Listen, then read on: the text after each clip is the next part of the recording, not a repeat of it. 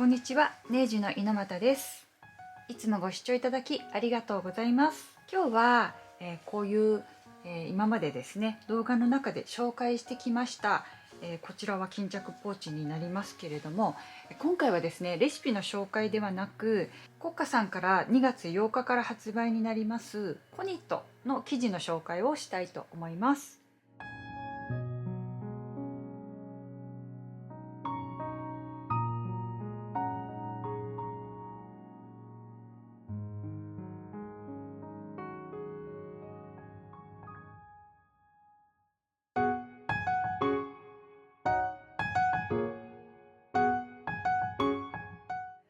こちらの生地は4人の作家のコラボで作られた生地になります。で4名の作家で色をですね好みの色を出し合って素材選びから決めてきました。いろいろ案を出し合ってようやく皆様のお手元に生地をお届けできるようになりましたので、今回せっかくなので生地の紹介をですね作品とともに紹介していきたいなと思います。どんな用途で使えるのかなっていうのも合わせてですね紹介できたらいいなと思っております。よかったら最後までご視聴いただけたら嬉しいです。以前の動画にですね繊維工場の紹介動画を公開していますので、そちらも見ていただけたらと思うのですが、その時に紹介していた生地がですね今ここに出来上がって届いております。このような感じで全てですね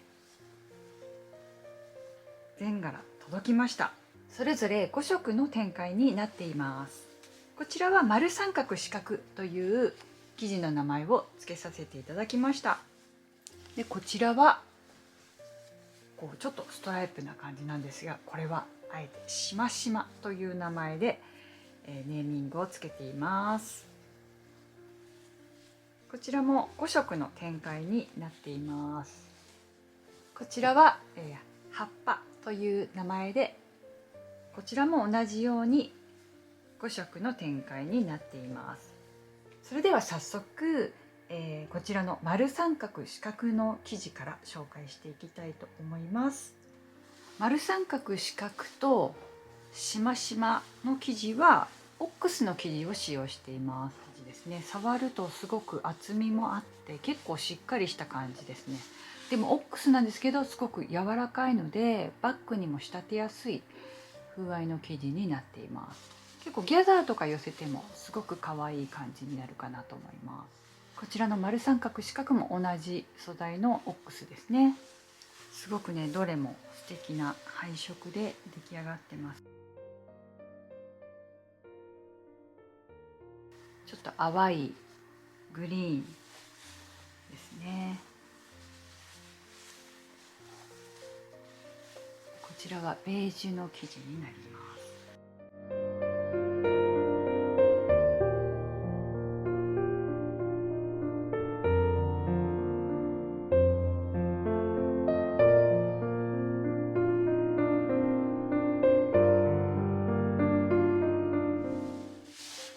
1枚の生地の中に3つの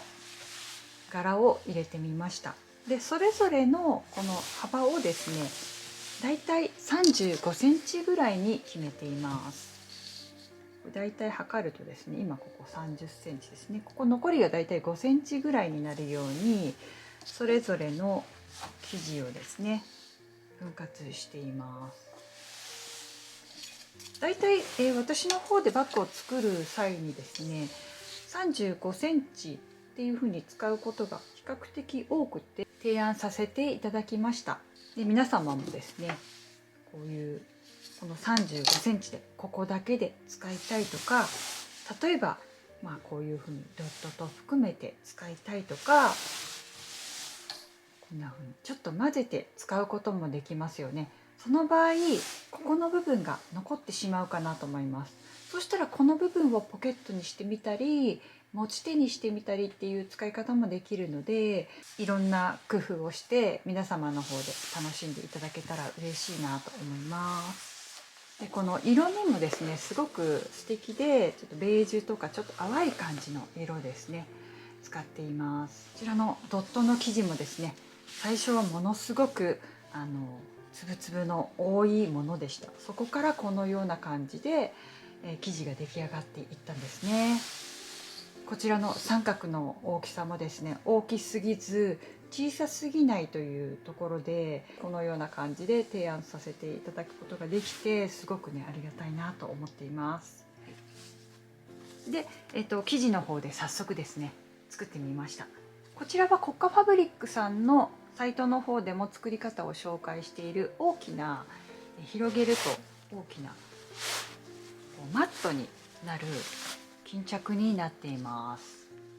例えば冬は結構編み物もされる方多いと思うんですが、こんな感じで中に入れたらこうギュッと収納もできて、そのままこういう風にして引っ掛けて収納することもできるようになっています。いろんな使い方があるので、お子様のおもちゃとかの片付けなんかにもすごく便利じゃないかなと思います。よかったらですね、レシピの方公開してますので、参考に作ってみていただけたら嬉しいです。で生地がね変わると全然印象変わってきますので、そういうところも楽しんでいただけるんじゃないかなと思います。はい、そしてこちらはですね、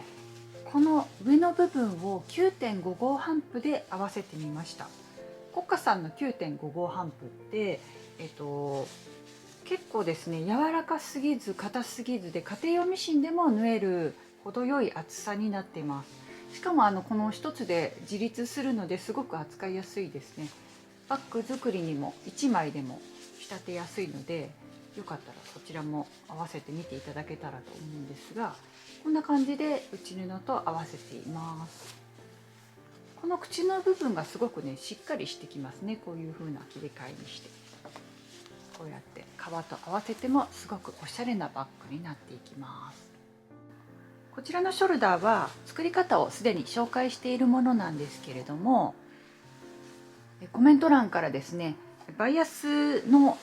つけない方法を紹介してほしいとか、あと内布付きが作りたいっていうリクエストも非常に多かったので、今回はですね内布付きでせっかくなのでこちらの生地を使いながら作ってみました。こちらもですね内布がついてます。なので内布があるので、その分こちらのバイアスをする処理が必要ないので、比較的ですね作りやすいかなと思います。で最初こちらで試作をしていた時はちょっと難しかったんですけれども、その後ですねもう一度こちらの生地で作り直してですね、いろいろちょっと裁断とか工夫していったところ、比較的スムーズに作ることができましたので、こちらもですね近いうちに動画の方で紹介したいなと思っております。よかったら楽しみにしていていただけると嬉しいです。しましまのストライプの生地ですね。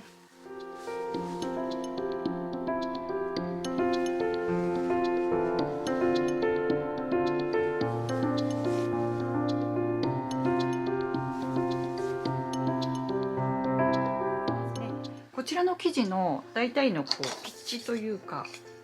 幅ですね、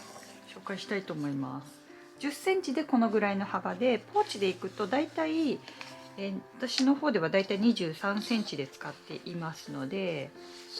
こんな感じのポーチになっていきますね。だいたい20センチのファスナーで作るとこのぐらいの幅で作れますので、十分雰囲気のあるものに仕上がるんじゃないかなと思います。でこちらも同じようにですね23センチで測っていくとこの辺りになってきますね。こんな感じでこれとこれで合わせていってもすごくおしゃれな感じに仕上がっていくと思います。でドットの生地の方は結構ランダムに入ってますので、どこを取っても素敵に仕上がっていくと思います。このドットがですねこの柄の中に少し入るような感じのデザインになっていますので、そこが結構特徴的かなと思います。なのでこう境目がない感じで生地をですね裁断できるので、どこを切ってもいい雰囲気に仕上がっていくっていうか、好みのね風合いで仕上げていきやすいものになっています。で裏面はドットにしてみました。でせっかくなのでこちらの耳も使いたくてですね、今回は耳まで活かして制作しています。よかったら皆様もこれをロゴ代わりにですねアクセントにしてみたらいかがかなと思います。で後ろ面はドットで全面にしてみました。結構ベージュとかこうちょっとブルーとかがですねくすみカラーになっていてすごくおしゃれな雰囲気になっています。で合わせたのはネイビーのストライプですね。すごくね赤のラインがこう決まってますよね。こういうのって意外とあるようでなかったデザインかなと思いますので、こんな布合わせも参考にしていただけたら嬉しいです。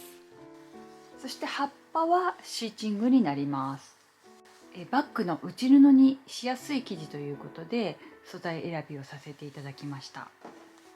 それぞれですねこの地の色を白地のものを3つのパターンと濃い地の色のものを2つという感じでちょっとバランスよくですね色の方も組み合わせております。みんなで話し合って、いろんな生地が他にもあったんですけれども、その中でももう選抜された5色になっております。で今回ですねこちらの巾着の方で使っているこのネイビーの生地はですね、どんな生地にも合いやすいかなと思っております。でこちらの方は白地のものですね。こちらの方で合わせてみました。薄い生地なんですけれどもすごく張りがあってですねハンカチをイメージするといいかなと思います。すごく仕立てやすいですし使いやすいシーチングの生地になっております。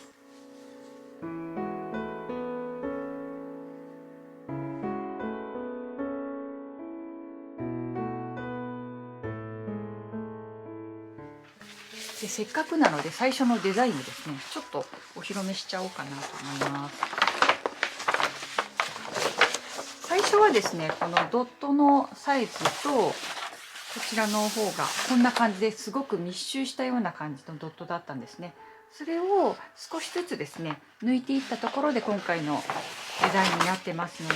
だいぶ雰囲気が変わってるっていうのがお分かりいただけると思います。ドットがですねこのぐらいの空間があるんですね。こういう風にたくさんあるとすごく可愛いんですけれどもでもちょっと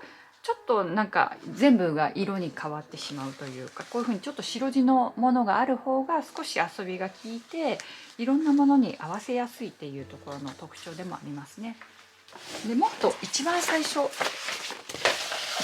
に届いたデザインの方を紹介したいと思います。三角の形とかもこんな感じでドットもすごく小さかったんですね。このドットもすごく小さいですよね。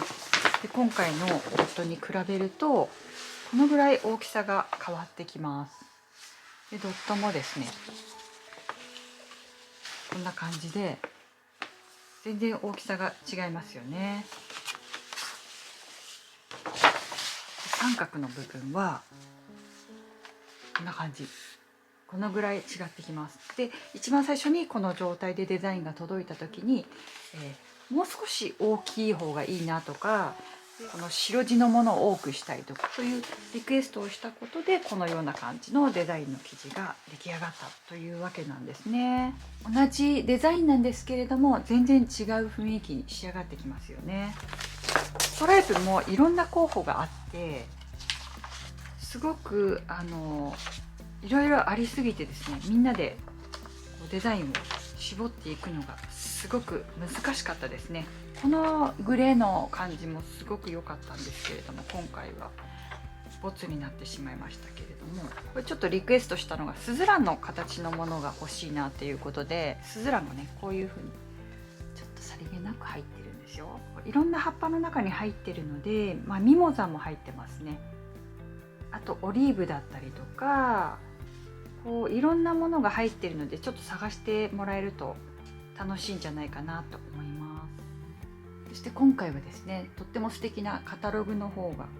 届いてウキウキなんですけれどもこんな感じで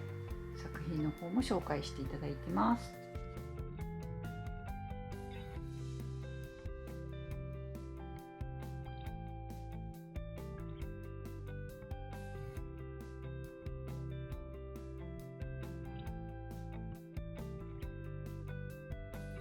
今回のコニットっていうのはこの4人の作家で作ったことでユニット名として作りました。最初のこの文字を取ってですね、コニットという風な感じでユニット名が出来上がってきます。でコニットの生地の販売の方は2月8日になります。でそれに先駆けてインスタライブの方も開催しますので、よかったらですね、2月7日の5時から国家ファブリックさんの方でインスタライブをしますので、よかったらチェックしてみてください。概要欄の方にもリンクを貼っておきますので、ぜひチェックしてくださいね。皆様はどの生地が一番気になりましたでしょうか。